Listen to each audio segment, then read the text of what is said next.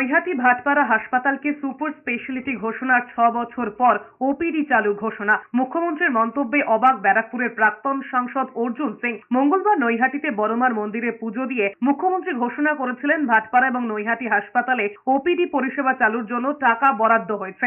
বিষয়টি নিয়ে অর্জুন সিং বলেছেন, 1974-এ ভাটপাড়া স্টেট জেনারেল হাসপাতাল চালু হয়েছিল। 6 বছর আগে মুখ্যমন্ত্রী এই দুই হাসপাতালকে সুপার স্পেশালিটি হাসপাতাল বলে ঘোষণা করেছিলেন, আর এখন ওপিডি চালুর কথা বলছেন। সুপার স্পেশালিটি হাসপাতালে ওপিডি নেই, এটা তো অদ্ভুত কথা। তিনি আরো বলেছেন, আগে এই হাসপাতালে সার্জন থাকতো, অপারেশন হতো, এখন না আছে সার্জন, না আছে পর্যাপ্ত ডাক্তার, স্টিচ করাতে হয় কম্পাউন্ডারকে দিয়ে। অর্জুন সিং আরো বলেছেন, আরজিকর কাণ্ডের পর ডাক্তাররা যে ডিমান্ড করেছিলেন তাতে কোনো ভুল ছিল না। তার কটাক্ষ মুখ্যমন্ত্রী মমতা বন্দ্যোপাধ্যায় বড়মাকে পুজো দিতে এসে রাজনীতি করে গিয়েছেন।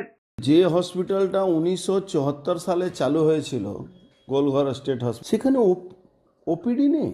নৈহাটি আর ভাটপাড়া যে স্টেট জেনারেল, এই দুটো হসপিটালকে উনি 6 বছর আগে সুপার স্পেশালিস্ট হসপিটাল হিসাবে ঘোষণা করেছেন। আর সুপার স্পেশালিস্ট হসপিটালে ওপিডি নেই, এটা অদ্ভুত একটা কথা। সুস্থ থাকতে কে না চায়, কিন্তু দিনের পর দিন সুস্থ থাকতে চাইলেও যেন সুস্থ থাকা আর হয়ে উঠছে না। কারণ বিভিন্ন জায়গা থেকে সুস্থ হয়ে যাবেন এমন প্রতিশ্রুতি পেলেও মেলেনি কোনো সুধা।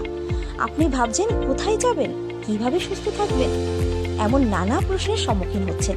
কিন্তু ভাবুন তো, এমন কোনো ডাক্তারবাবুর সন্ধান যদি আমরা দিই আপনাকে, যেখানে গেলে আপনি ম্যাজিকের মতো সুস্থ হয়ে যাবেন, কেমন হবে? হ্যাঁ, আপনি ঠিকই শুনেছেন, চিন্তার কোনো কারণ নেই, সেই সন্ধান দেব আমরা আপনাকে। কথায় আছে ডাক্তার হলো ভগবান, তবে সেই ভগবানের সন্ধান কজন পায়?